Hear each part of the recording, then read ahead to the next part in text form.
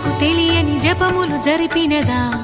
మురళీ సఖీ వెనుకటి బ్రతుకున చేసిన పుణ్యమిదా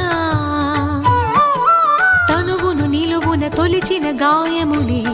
తన జన్మకి తరగని వరముల సిరులని తలచినదా